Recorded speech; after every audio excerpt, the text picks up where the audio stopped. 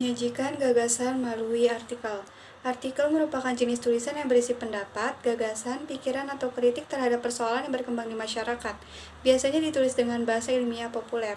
Intinya, artikel opini adalah tulisan yang berisi pendapat penulis tentang data, fakta, fenomena, atau kejadian tertentu dengan maksud dimuat di surat kabar atau majalah. Menyajikan gagasan dapat diwujudkan melalui berbagai wujud tulisan. Misalnya, seseorang akan mengajukan lamaran pekerjaan, bentuk tulisannya berupa surat. Seseorang akan menulis gagasan imajinasi, bentuk tulisannya berupa cerpen atau novel. Seseorang akan memberikan penilaian terhadap buku yang dibacanya, bentuk tulisannya berupa resensi. Artikel opini termasuk dalam kategori teks eksposisi yang berisi argumen seseorang yang dimuat di surat kabar.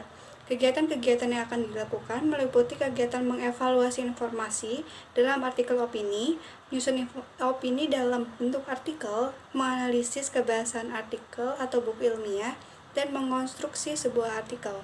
Dengan cara yang pertama adalah menemukan informasi dalam artikel opini yang dibaca, yang kedua adalah membedakan antara informasi dan opini penulis, yang ketiga adalah mengungkapkan opini dalam bentuk kalimat yang benar, yang keempat adalah menyusun opini dalam bentuk paragraf, yang kelima adalah menyusun fakta dengan memperhatikan fakta dalam bentuk artikel.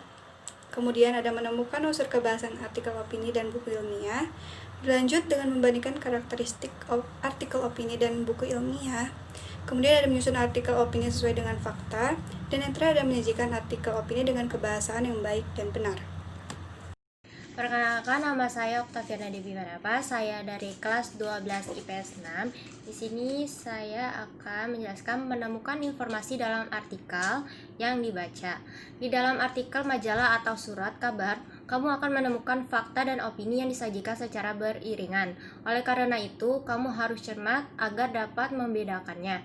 Berikut adalah pengertian dari fakta dan opini. Yang pertama, fakta adalah kenyataan atau peristiwa yang benar-benar ada atau terjadi. Fakta biasanya dapat menjawab pertanyaan apa, siapa, kapan, di mana, atau berapa. Yang kedua, opini adalah pendapat, pikiran, atau pendirian seseorang terhadap sesuatu. Opini biasanya dapat menjawab pertanyaan bagaimana dan mengapa. Dan ini contoh artikel opini berikut ini. Agar anak miskin terus bersekolah, Nelson Mandela berujar bahwa pendidikan adalah senjata ampuh untuk menguasai dunia. Kata-kata mantan Presiden Afrika Selatan itu menegaskan betapa pentingnya pendidikan dalam mengubah hidup manusia, bahkan bangsa. Bangsa yang maju menandakan setiap warga bisa mengakses pendidikan dengan baik, termasuk anak miskin sekalipun. Di Indonesia, setiap orang berhak mendapatkan pendidikan yang layak, seperti digariskan dalam pasal 31 Undang-Undang Dasar 1945. Yang menjadi masalah adalah apakah semua anak di Indonesia sudah dapat mengakses pendidikan. Di atas kertas, sekolah memang gratis, tetapi di lapangan masih banyak ditemukan iuran yang harus dibayar oleh siswa kepada sekolah. Dari uang masuk sekolah, uang seragam, buku, uang ujian, hingga iuran-iuran bernilai kecil yang seringkali membuat orang tua miskin terpaksa menyuruh anaknya berhenti sekolah. Bagi orang tua siswa yang mampu, tentu saja biayanya itu tak menjadi masalah. Bahkan mereka rela mengeluarkan biaya lebih besar untuk mendapatkan pendidikan terbaik untuk anaknya. Masalahnya akan mengganjal bagi orang tua tak mampu alias miskin. Akhirnya, tak sedikit dari anak-anak miskin menjadi putus sekolah. Itu adalah contoh artikel opini tentang agar anak miskin terus bersekolah. Sekian dari saya, terima kasih. Assalamualaikum warahmatullahi wabarakatuh. Mengungkapkan opini dalam bentuk kalimat yang benar. Apakah kamu pernah mengungkapkan pendapat? Bagaimana cara kamu mengungkapkannya? Apakah diungkapkan secara lisan atau secara tertulis? Pada sub belajar ini, kamu akan belajar bagaimana mengungkapkan pendapat opini dalam bentuk artikel secara tertulis.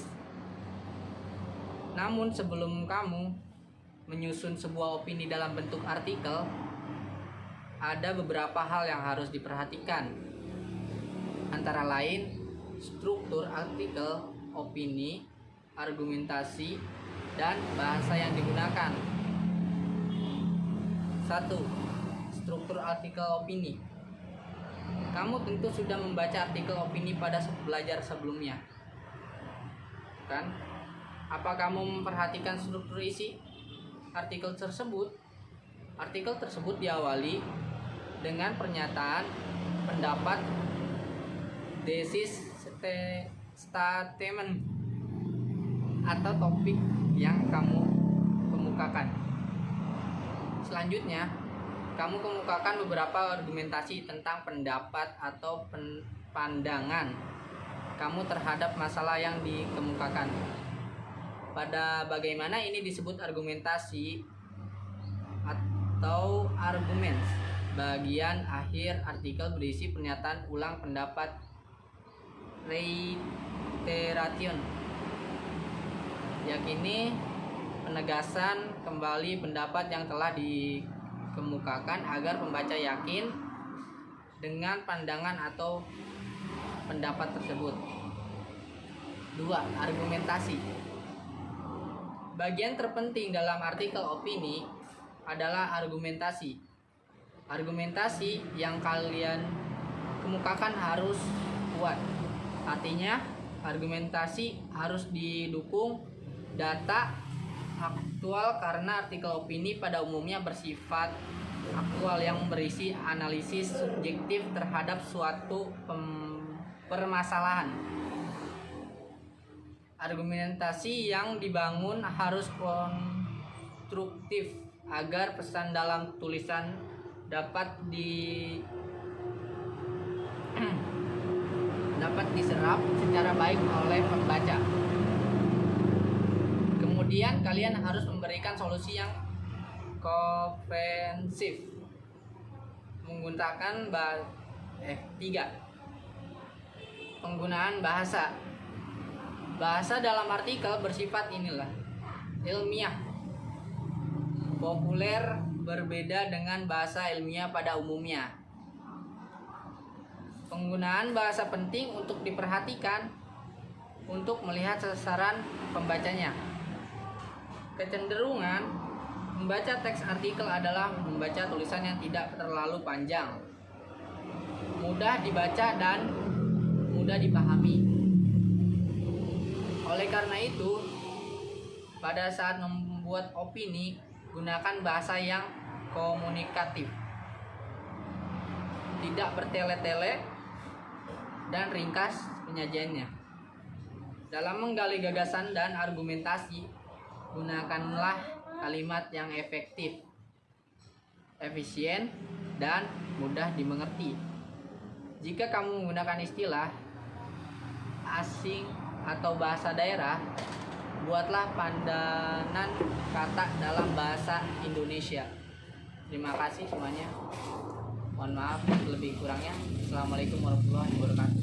Assalamualaikum warahmatullahi wabarakatuh. Perkenalkan, nama saya Nandito Kusrusmana dari kelas 12 IPS 6. Di sini saya akan menjelaskan tentang menyusun fakta dalam bentuk artikel. Fakta adalah suatu informasi yang bersifat nyata atau benar-benar terjadi. Fakta disertai dengan bukti-bukti yang mendukung kebenarannya.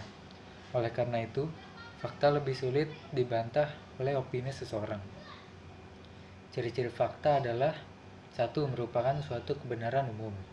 2. Menyertakan bukti berupa data-data yang akurat. 3. Mengungkapkan peristiwa yang benar-benar terjadi. Contoh kalimat fakta adalah: 1. Di Kabupaten Pangandaran terdapat pantai yang indah dan sering dijadikan objek wisata.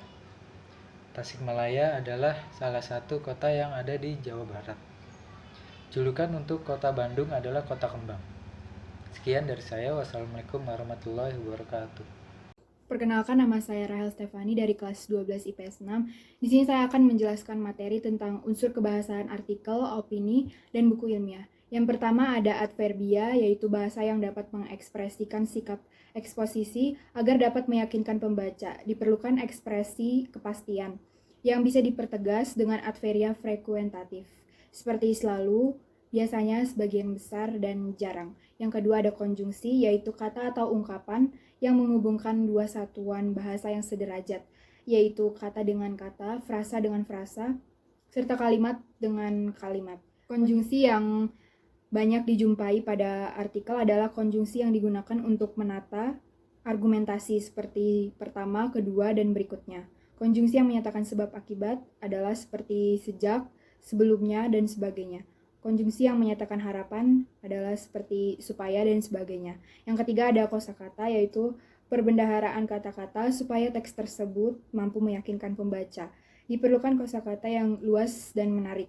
Biasanya mencakup hal-hal berikut. Yang pertama ada aktual, yaitu sedang menjadi pembicaraan orang banyak atau baru saja terjadi. Yang kedua fenomenal, yaitu luar biasa hebat dan dapat dirasakan oleh panca indera. Yang ketiga ada editorial atau artikel dalam surat kabar yang mengungkapkan pendirian editor. Yang keempat ada imajinasi, yaitu daya pikir untuk membayangkan atau angan-angan. Dan yang terakhir ada modalitas, yaitu cara pembicara menyatakan sikap terhadap suatu imajinasi dalam komunikasi antar pribadi. Sekian materi yang dapat saya sampaikan. Mohon maaf bila ada kekurangan. Saya akhiri, sekian dan terima kasih.